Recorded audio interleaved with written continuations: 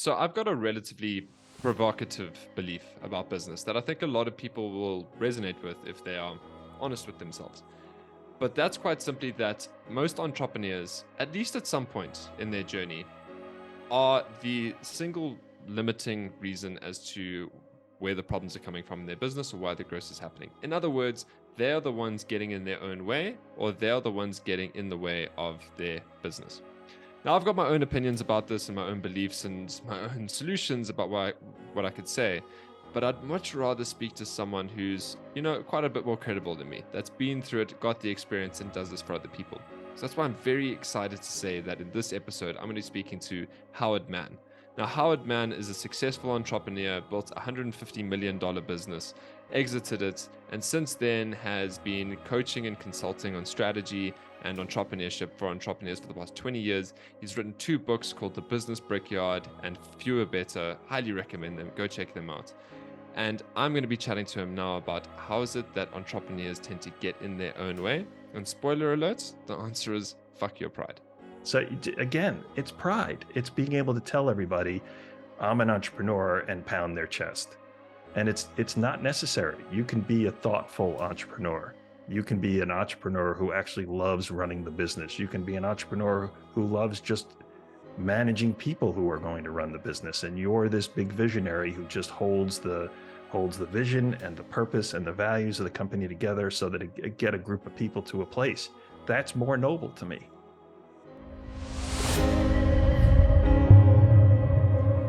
Welcome to The Founder Files, the podcast that's like eavesdropping on a conversation with a successful entrepreneur over a fireside chat.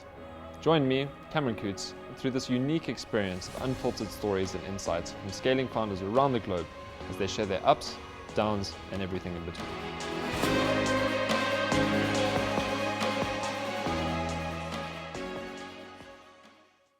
Hello, Howard. It's great to have you on the Founder Files. I've been really looking forward to this conversation. And even in the prep to starting before hitting record, obviously I was sharing how much just reading the first 30 pages of your book, Fewer Better, has really resonated with me and influenced me. So I just can't wait to get into this conversation. I'm so excited to have you here. Oh, it's an honor to be here. I'm looking forward to it also. So Howard, the topic that we're going to be talking about, and that we're obviously aligned here on, is that a lot of entrepreneurs get in the way of their own business and their own growth. They tend to be the bottleneck.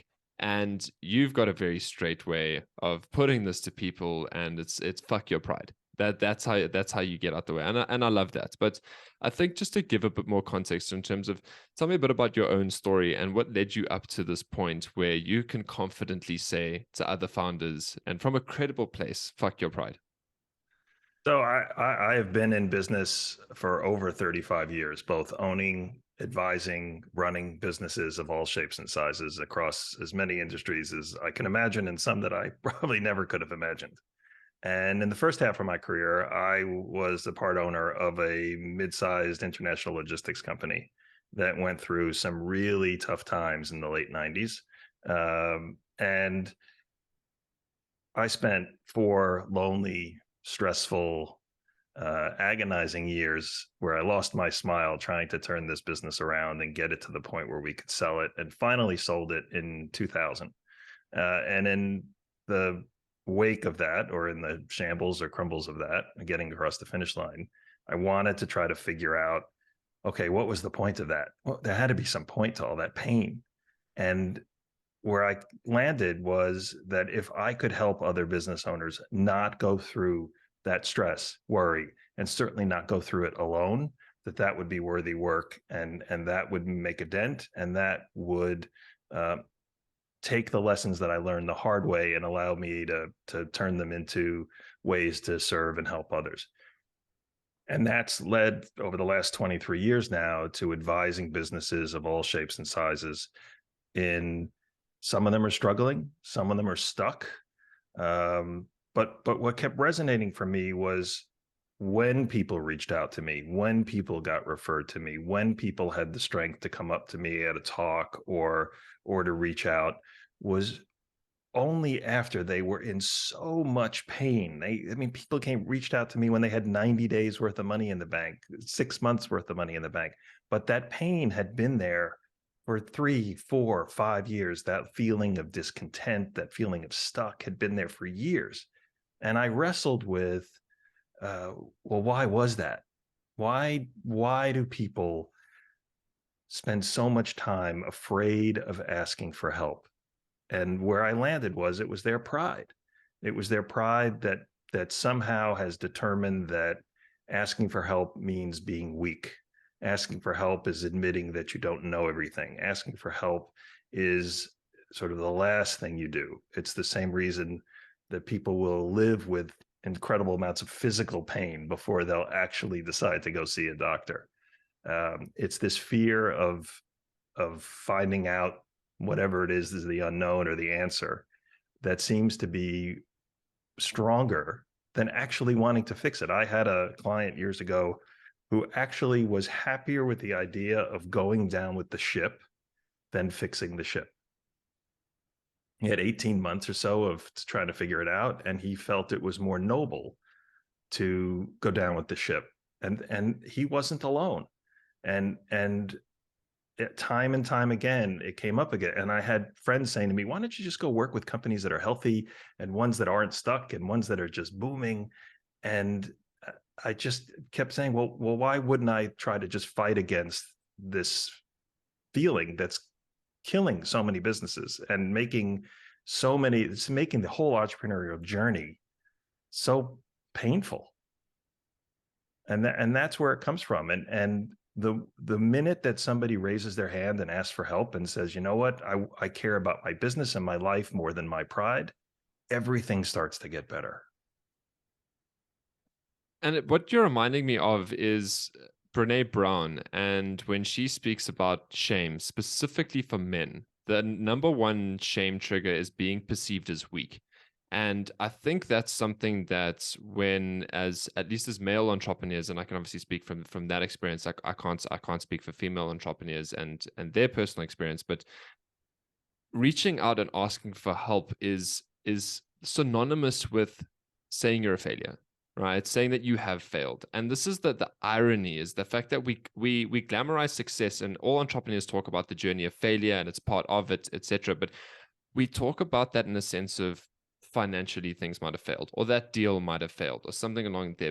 But like true, real, back against the wall failure, like to the point where it's not just the business or the context of the deal, but I am a failure.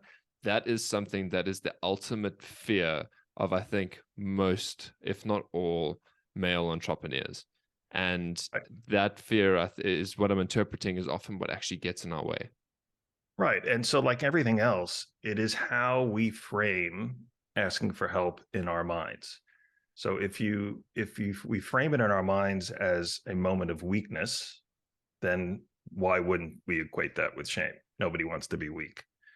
But if you equate it with being curious, with liking the idea that there's more that you can learn, liking the idea that there are answers out there that you went and sought out in order to make yourself better, to make your company better, to make you more successful, to get closer to your dreams, your vision, whatever it wants to be, then it changes the perception from weakness to, some of the most successful people that I know are incredibly curious. The one thing that I recognize, there's all these articles about like the factors of billionaires and things like that, but the people that are successful in the ways that I care about are incredibly curious. When you meet them, they ask questions. They want to know about you. They want to know about the world. They're curious about things outside of their narrow industry. And if you frame it in your mind as, I'm just curious, I don't have all the answers for my business. I don't have all the answers for where the business is going, where it needs to go, how to manage my people. I want to know. So if help becomes curiosity, the way that our brains perceive it will change. Is there a possibility of pushing that slightly too far? And a part of the conversation we mentioned here is, in leading up to this, is also self-doubt, right? And the experience of self-doubt and difficulty with confidence that I've been grappling with myself at the moment, that I think a lot of also people can relate to. But the point there is, it's curiosity immediately resonates with me, and I grasp that because I am a naturally curious, learning orientated person. But can it be pushed too far to the point where you're so curious all the time that you almost don't back your own answers, because like there's the point where you realize it's like there's never enough that I can learn. So can that almost lead to, and I'm asking this in a way because I've actually experienced it myself, but it almost leads to kind of crippling indecisiveness because you are too curious and you are too open. Is that possible, or how, and if so, how do you deal with that? Well, it depends. Curiosity is helpful, but curiosity doesn't equal indecisiveness. So I think you can be forever curious. I hope that everybody is forever curious or working on it, but that doesn't mean that you can't make a decision. And it helps to have incredible wide curiosity, but a very narrow focus of how you want to apply it to your business. Right? The idea of this fewer better is that I stumble into businesses that are trying to be all things to all people, and in 10 businesses when they should be in one, or 10 different aspects of a business when they're only good at one. And it doesn't allow you to become a master of whatever your craft is. And I don't care if you're an accountant or a lawyer, everybody has a craft. And you can be curious about the world. I mean, what's helped me the most over my career by accident is working with so many different industries and being able to bring best practices and ideas that work in other industries over to a completely different industry. And I'm not asking I'm not asking a freight company to go into the warehousing business or to become a dentist. I'm saying be out there in the world gathering ideas, because if you're an entrepreneur, it's in your nature to be an idea machine, to be that bouncing light bulb that's constantly looking for the new and the cool. And where you kill your business is if you try to bring every new idea and somehow cram it into your business. And the discipline there is to say, okay, some recognition to say, I am this person who has 1,000 ideas a day, in a week, in a month, and I'm probably driving my staff nuts by bringing them all back into the business, as opposed to just stopping a second and saying, okay, I'm gathering this information. How do I channel it into just making us the best in the world at one thing? And that sounds like the antidote to that almost overwhelming exploration of curiosity. I'll say it more as exploration rather than just the open curiosity. Is the antidote is focus, and it's when you have that focus, and if you don't have that, you've got to think the principle fewer better, right? Because if you are getting overwhelmed by the exploration, is you're trying to get too many answers to too many things, and if you bring down that focus, you'll bring that. But now we've kind of crossed the threshold of like, hey, curiosity and gone here. Let's take a step back to before even just getting that curiosity mindset, and back to the topic at hand about pride and people getting in their own way. But let's, and even one step before that, because that also implies an awareness of the situation. So what have you seen when you can see it so clearly from the outside that it's just like, dude, ask for help, open up, tell me the things that are going badly, and then I can help you? What are the signs that you've seen relatively frequently that people potentially listening can, like, have a bit of a head scratch and be like, that was a little bit too close to home? Well, I can speak about this personally, because ultimately it's a feeling. It's a feeling that's in your gut, it's in your chest, that's stuck in your throat. Always remember back when I was struggling, this sort of drive home and this feeling of, if only we could hire this person, if only we had the money to do this, if only we win this new piece of business. And there's this overwhelming sense of feeling just discontent all the time. You can't put your finger on it. It's not like you're constantly aware of, I really should ask for help, but I don't want to. It's not showing up that way. It's showing up as, boy, month after month, year after year, I'm just not that happy. And where I think it shows up the most is that we tell ourselves, well, this is the entrepreneurial journey. This is what it means to own a business. ask a business owner how's business, and they shrug themselves and say, business is business. This is just what it's supposed to be. And that's the statement, and those are the feelings that are an indication that something's wrong, because we have told ourselves that that's okay, that this business journey is supposed to suck for decades, and then there's going to be this magical moment where we hit the lottery. And what propelled me to write this book is that I had met too many entrepreneurs in their late 50s and 60s who, for whatever reason, their businesses didn't go the way they wanted them to. And now they've banked decades on this someday of this big windfall that's never going to come. And think about, and I tell the story in the book about this couple who was hoping that their business was going to be their retirement, and it wasn't. It was worthless by the time I met with them. And so they spent decades hoping and planning for this retirement, and they had the brochures of where they were going to move in Costa Rica and all of this stuff, and their business was worth nothing. The industry had changed under their feet, and they had spent decades being unhappy, waiting for their retirement. And look, I think this is a bit of a universal problem, that there is a lot of infrastructure set up to tell you to save for retirement and suffer for your retirement, to put money away and prolong. And there's a balance. And I'm not saying go blow all your money now, but there needs to be some awareness that enjoying the journey is equally, if not more important than the end game.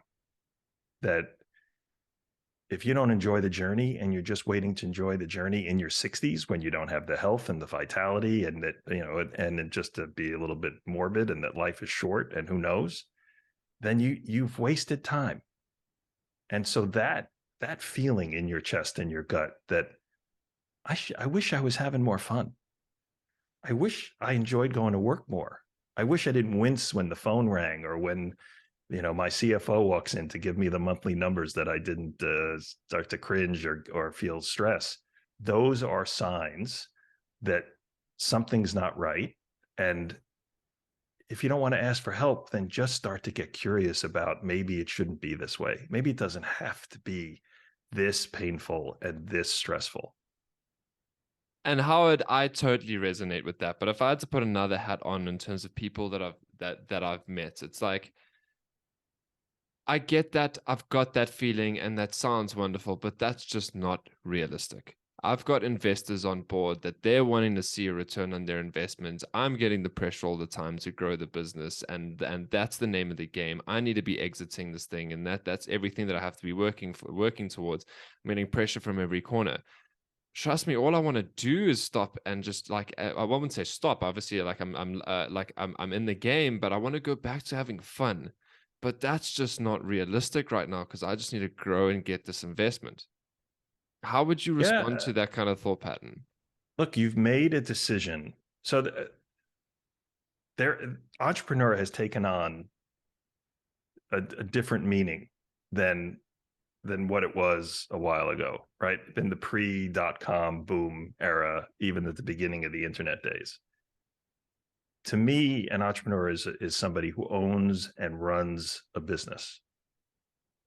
And it has split in some ways, or the dominating thought when somebody says an entrepreneur is somebody who started a company with and raised a seed round and raised their A round and raised their B round, and they are they're more in an investment business than whatever it is that the product or services they're selling.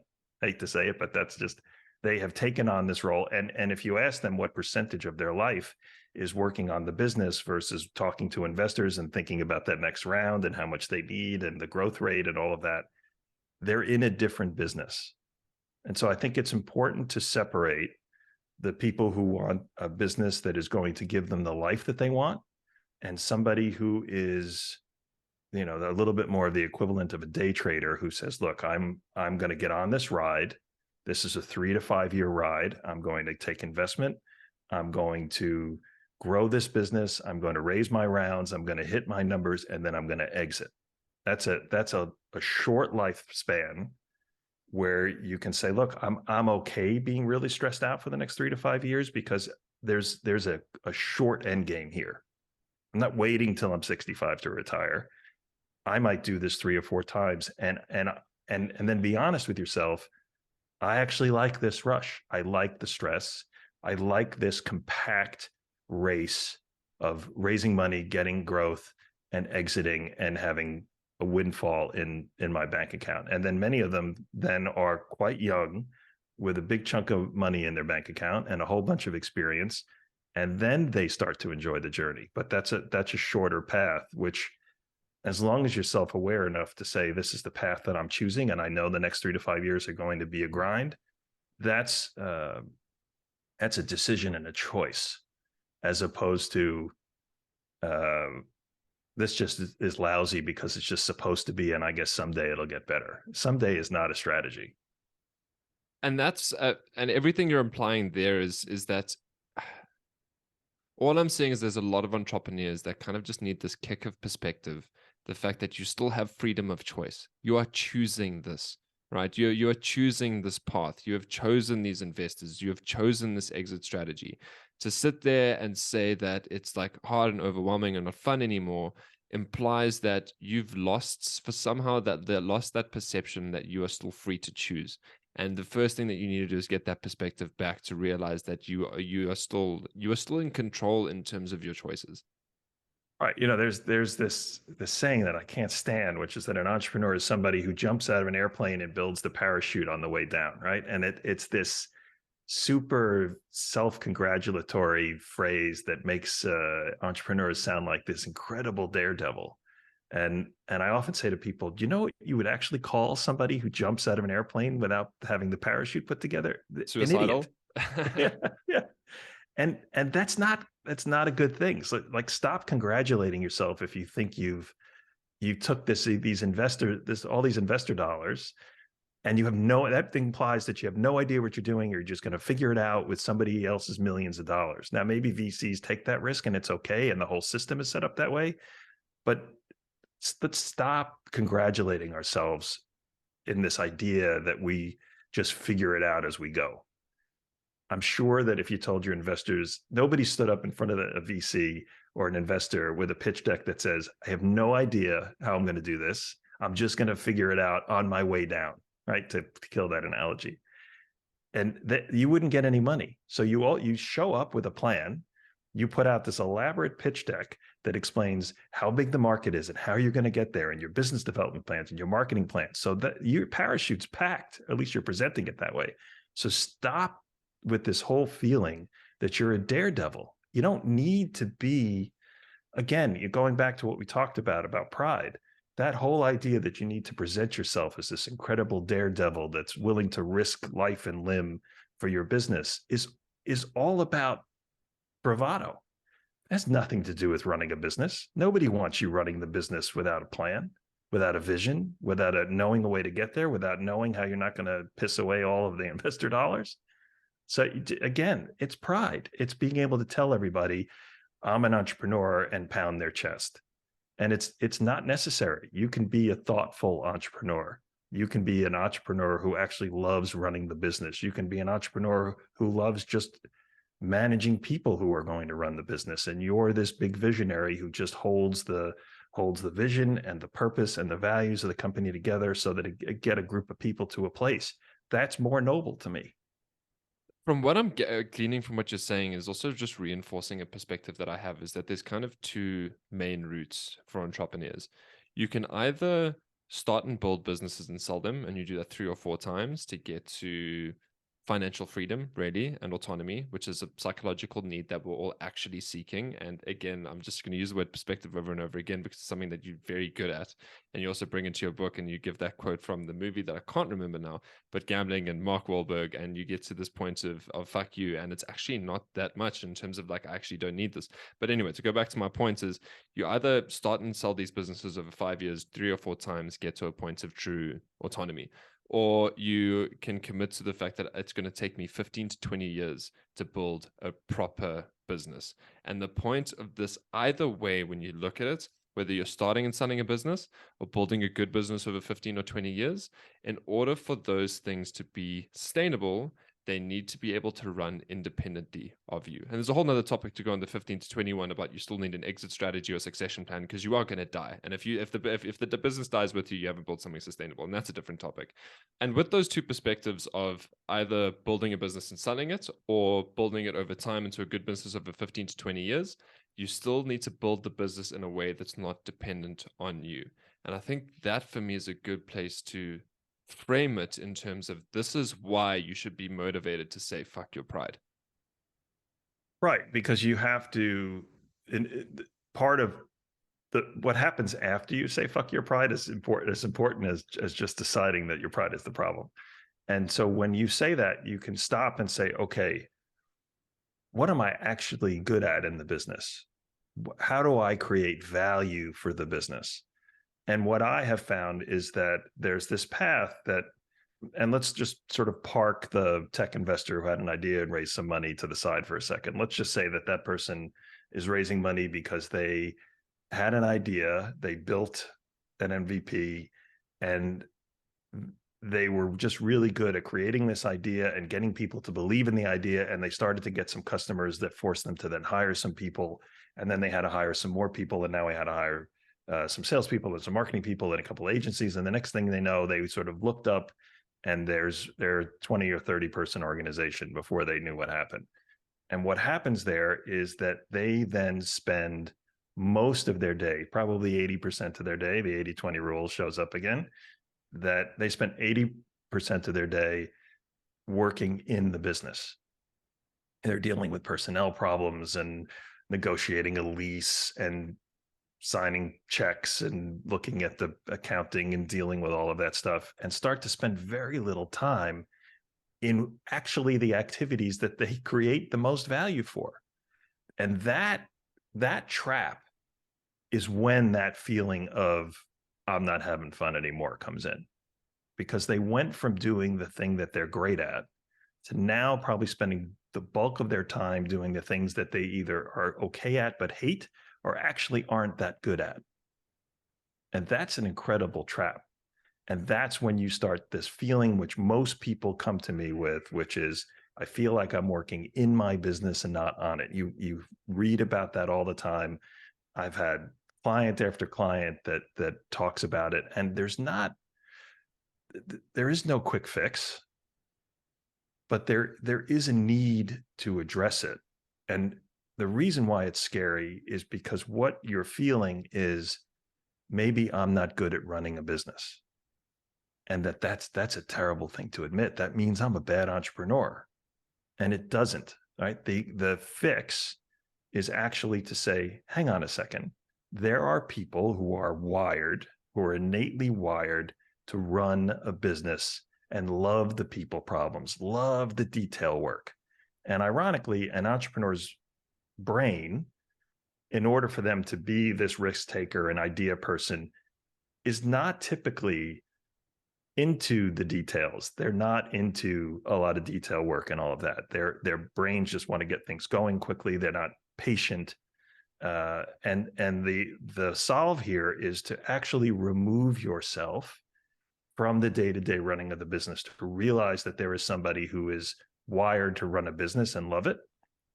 And you begin to actually go back to what you do, which is talking to customers, meeting with people, creating ideas, being the visionary, being the person who can be at 30,000 feet and doesn't kill the company if you stay up there.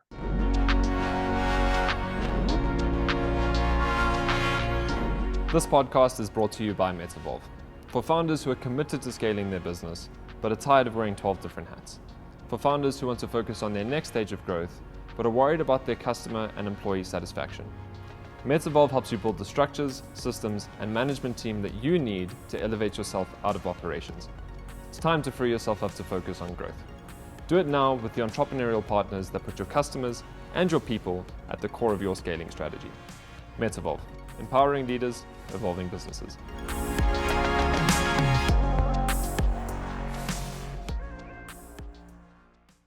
And everything you've said there reminds me of the big 5 personality traits, right? With the acronym OCEAN. So openness, conscientiousness, agreeableness, extroversion, and neuroticism.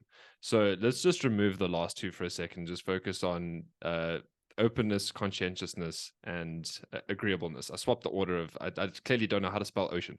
But bringing in the agreeableness point is entrepreneurs typically, as a profile, are high in openness, low in conscientiousness, high in openness. I like intellectual challenges and like openness and curiosity to new opportunities, right? Low in conscientiousness is like, I'm not very abiding, and I like shortcuts and necessarily what's expedient or to rebuild things. And it's like, if it doesn't make sense, then I'm not going to follow it. And then the agreeableness is the other side of that. It's actually independent minded, right? It's like, I'm not the most overly, hugely polite person. I think for myself, I'm independent minded and make decisions. That one I'm a little bit more flexible on in terms of the entrepreneurial profile, but openness and low conscientiousness, definitely. And the point is like to have someone who's a like professional manager or a professional executive for managing a business, you kind of want the opposite, right? Is you want them not super curious and looking for everything all the time. You want them to be like, I'm concentrating on what's directly in front of me. You want them to be conscientious because you want them to build the structures, right? And you want them also relatively agreeable because you want them to make sure that people are happy and make sure that they're getting along and polite and got the interpersonal skills. And if you just bringing that point in is the fact that it's like, well, no wonder you're not having fun in the business, because it's like the work that you're doing is now no longer in line with your personality. Exactly. And you have to create some sense in yourself that that's, again, we're going back to the original thing, have some self-awareness, have a quiet moment where you realize, well, why do I feel this way? Because if I have to look over one more financial report, or if I have to deal with, one more hiring practice of reading 50 resumes and 10 interviews and all that stuff, I'm going to bang my head against the wall. So you have to have some awareness that I just don't like this. And that doesn't make me a bad entrepreneur. It makes me an entrepreneur who actually starts to think like a business builder. Because in order to be successful, you have to get up out of the weeds.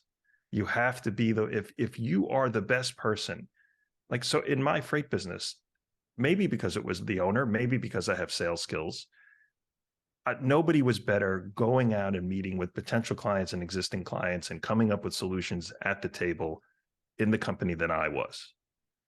Partially because I'm the owner, so I can make decisions that have financial implications without having to go check with anybody, maybe. But I wasn't spending much time doing that. When I did, I made money and growth for the company. When I was in the office looking through reports and doing all the stuff that I hated because I felt that that was the job of the owner, I was miserable. And I actually wasn't creating value for the company. So the piece is to ask yourself, how do I create value? What is it that I do that creates value for the company? How much time am I spending in a week or a month in that specific activity?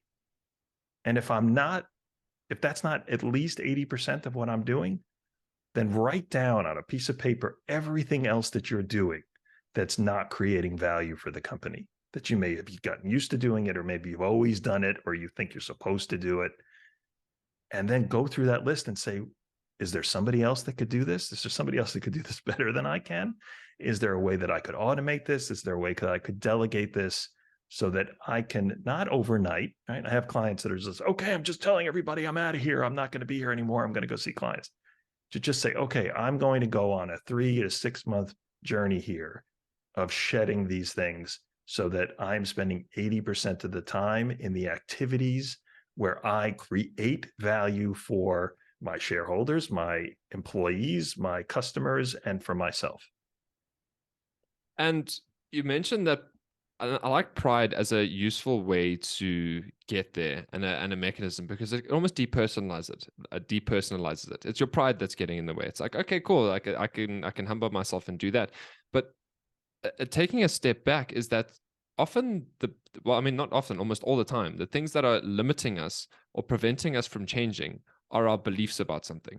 And so, and you've highlighted the one there is about the fact that it's like the reason why it's not fun and what's limiting you from growth and limiting you from having fun and limiting you from experiencing this freedom and limiting the business from growing properly is because you believe that it's your job, right? It's you believe that this is what a good business owner does.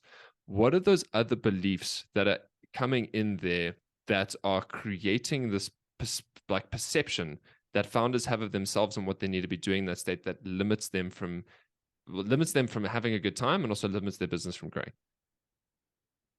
I think wanting to run the business, feeling that they need to be in command is a big one. And then look, we are all carrying beliefs that were programmed into us since we're kids. We were told that we're good enough, not good enough. A lot of entrepreneurs were not necessarily incredible in school because sitting in a tight packed classroom worked against who they innately are. And so but they were told their whole life, like, you're so bright and yet you don't apply yourself. You don't apply yourself. You should work harder. You should work harder. I'm just picking one thing. Right. And that I heard most of my childhood. And if you hear something over and over and over again, Tom, your brain doesn't know between what's a lie and what's not. And it just says, okay, I'm lazy. I'm not a good student. Therefore, I'm not good at numbers. I'm not good at math. Whatever it is that we take those stories and carry them into our adult life with, and they don't leave. If you haven't reprogrammed the machine, you're still carrying all of that stuff. So you hear about it. It comes out as imposter syndrome. It comes out in ways with self-sabotage. It comes out in your own brain as self-doubt. Like, maybe I should just keep my head down here so that nobody finds out that I'm terrible at math or that I'm not very good at this whole thing. And I have found that the only way around that is to start to change the programming that's in our head. I think one of the things that I wind up doing with the companies that I work with is that I hold a bigger vision than they can yet believe themselves, and hold it for them until they actually can believe it. And the reason that they can't believe it is because of all of these beliefs in their head that believe or are adamant that where I think they can get to feels impossible to them. That the limiting beliefs that they've been carrying around their whole life, this luggage, heavy luggage, is stronger than their desire to have what in a quiet moment they sort of yearn for. And you've also just highlighted exactly why pride, ego, arrogance, all of these things exist. They do serve a purpose in our survival because of the fact that these are self-defense mechanisms to all of these beliefs about I am not worthy, I'm not good enough, I'm not strong enough, etc. I'm not smart enough, I'm not capable or agile or etc. And that also feeds in, we reinforce those beliefs when we compare ourselves to people on LinkedIn and Facebook and Instagram and social media or the news or the Economist, in terms of looking at how much better these business people are doing in my exact industry. These are my competitor. It's reinforcing that belief of I'm not good enough. And what happens is the pride kicks in, the ego kicks in, the arrogance kicks in to protect you, to protect your own sanity, in terms of going literally to prevent you from experiencing mental illness and depression. That is the reason for it. So to uncouple that and realize it's like, one, being a bit gentle with yourself and saying it's okay, that's there because it's like to literally prevent you from becoming mentally ill. But at the other side, it's like it's also limiting you at the same time. And it's one of those beliefs that need to change, but also it's like when you realize it's also getting in your way, and to open that up and kind of depersonalize it and show that there is another way, there is another route. And wouldn't you be happy? Like, what are the problems that your business has? Wouldn't you be happier if you were doing a role that you loved and doing what it is that you were strong? Because then at the same time, you're not going to be reminded of the things that you're not great at all the time and start trying to like be someone that you're not. And by realizing that the pride's there getting in your way for a reason, because if you keep going down this path, you will start actually experiencing mental illness and depression, because that's where the unhappiness is. And it's like, almost listen to that, and and actually take another path because it's trying to point you in another direction. There is a difference between the pride that, as you perfectly said, is your armor and your shield, which is protecting these other feelings underneath. And just think about the pride that you will have in what you have built, both in your life and in your business. If you can drop your pride, the full sentence of fuck your pride is fuck your pride so that you can build a business that makes you proud. And that's the goal. That is the where you want to get to. And your pride is stopping you from having a business that makes you proud. Now, you're right. It is armor. It is protection. We all carry stories and beliefs through our whole lives that, while they may not be working for us, they do keep us safe. They do stop us from having risk. They do stop us from taking leaps. But when I'm working with a business and trying to implement EOS and help them, one of the hardest sticking points is helping them see a vision that's really big. The discomfort and the fear that comes up when you dare say to somebody that in 10 years, you're going to be 10 times the size, with 10 times the profit, with maybe 10 times the people. The fear is crippling. They can't see it. They can't imagine it. They begin to immediately tell you all the reasons that will never happen. So imagine walking through life with this feeling. They don't have to grow by 10. One of the important things to do is whatever that vision means and is fulfilling for you. But no matter what it is, when you ask somebody to I always use these two words, think bigger. However it is that you're thinking, think bigger. And if you can't let yourself do that, you have to ask yourself why. What comes up? What scares you? Because in 10 years, anything can happen. You could close a business, start a new business, and have it go to the moon in 10 years. So even when I tell people that and I say, I'm giving you a magic wand, anything's possible in 10 years, what would it be? The thinking is small. And that is based on his history, your own baggage, your history, your own limiting beliefs of thinking that it's just not possible. And to break free of that and to drop that armor of pride and to say, you know what, when I think about having a business that big, it sounds incredible, but also scares the shit out of me. That's when your pride goes down. And both of those things can be true. And you could say, okay, now at least we've touched on the fact that it lit something up inside of you to think of having a business like we've just articulated. We'll figure out how to get there. Like there's a way to get there. There's always a way to get there. But you saying, I'd love to get there, but it scares the shit out of me is a lot better than that'll never happen. We can't do it. I don't know how to get all of that stuff is just let me stay here unhappy, but really safe. I'm safe in my unhappiness. I've learned to deal with this level of pain and discomfort and struggle. It's my normal. I'm okay. I'm safe. And that's a problem. And it reminds me of a quote that I really like, and that's we tend to overestimate what we can achieve in 1 year, but underestimate what we can achieve in 10. And what you've also discussed now is a lot about how you're helping entrepreneurs, EOS implementation. I mean, you've written 2 incredible books that I've read 25% of each, and I'll say that openly. I'm very committed to reading the rest because they've moved me that much. What else are you currently doing to help entrepreneurs at the moment? I'm trying to create awareness that it's not supposed to be a struggle. I have been, an old coach of mine called this a sacred wound, which is in Buddhism. I once asked the question, am I trying to help business owners and entrepreneurs and businesses that are struggling or stuck or feeling like they've hit the ceiling? Because I was the same way and I'm forever trying to fix that same thing over and over and over again.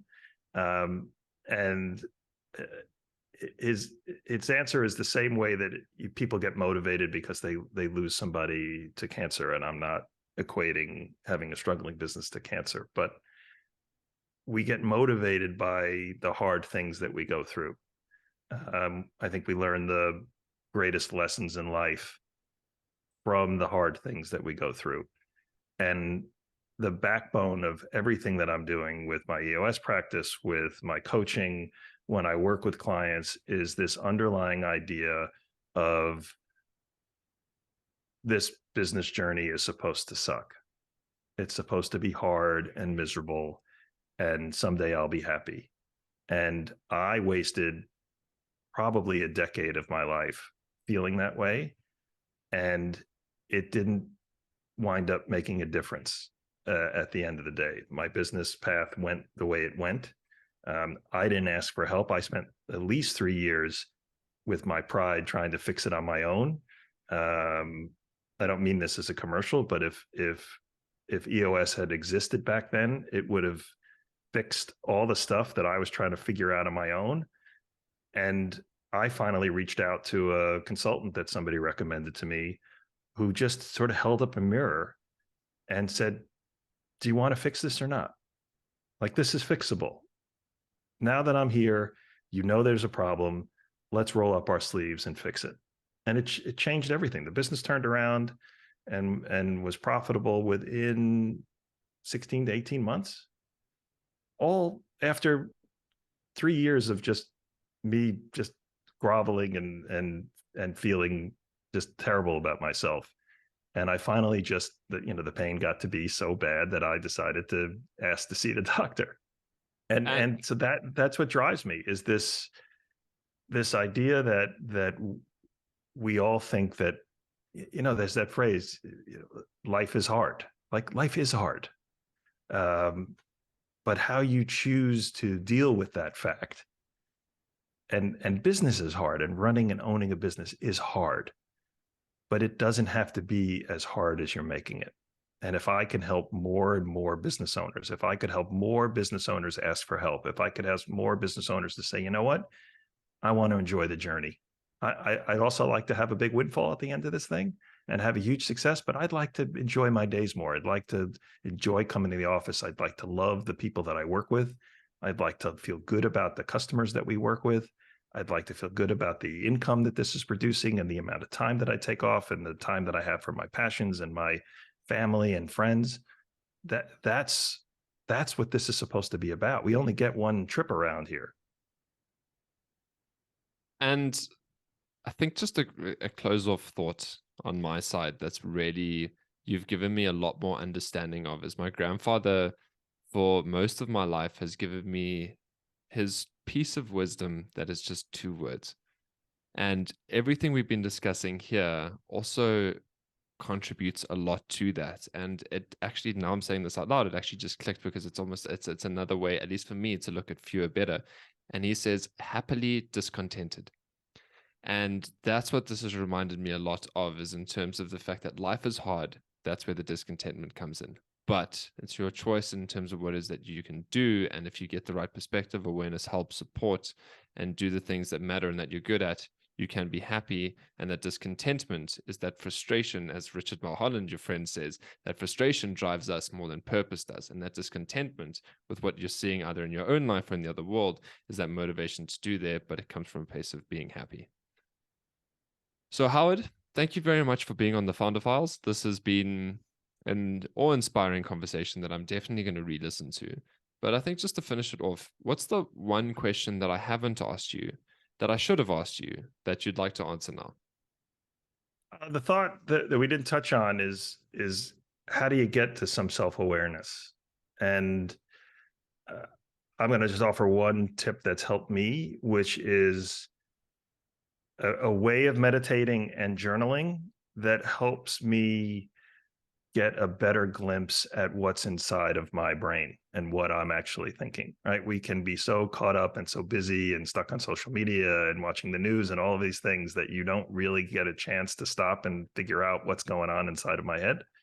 And so I think most people get freaked out by meditating because they try to do it and their mind won't shut off, and they feel that they're a failure and they're bad at meditating. And I had a meditation teacher speak at some conference that I was speaking at, and it always stuck with me that said telling your brain to not think is like telling your heart to stop beating. It's doing what it's supposed to do.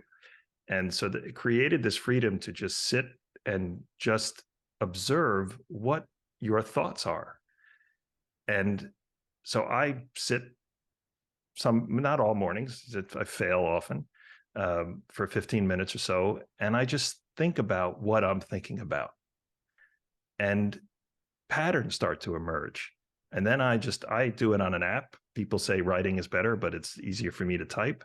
And I just type out the thoughts that are going on. And if you do that for even 30 days, you will start to see patterns. Like, why am I constantly thinking about this? What you're basically observing the worries and the thoughts that are going on in your head, and you can start to piece together some self-awareness about what it is that's keeping you up at night. What's bouncing around in your head that you're actually not aware of, right? There's this stat that we're only aware of 5% of our thoughts and our subconscious takes care of the rest. So that 15 minutes gives you a little window into that other 95% of the things that are bothering us. And if what comes up is worry, fear, stress, feeling discontented, feeling frustrated, wanting more, feeling that feeling of stuck, or that your business has been the same plus or minus 5% for the last 5 years, that will give you some sense that maybe you should try a different way. There is this need to just keep going instead of just saying, I've been banging my head against this same wall for 5 years now. Maybe I should stop and find a different way.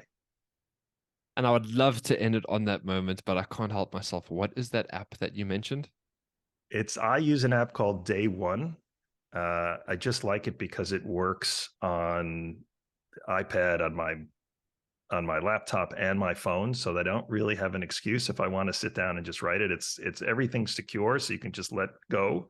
And I just type faster than I handwrite, and I seem to type as fast as my brain is thinking of things. So I will just ask myself a question at the beginning. A lot of people also tell me that I don't know what to write. I don't know where to start. So I will just start with a question. Often that's something that came up in when I was meditating, or something that came up during my day, like, why did that bother me? Or why is this on my mind so much?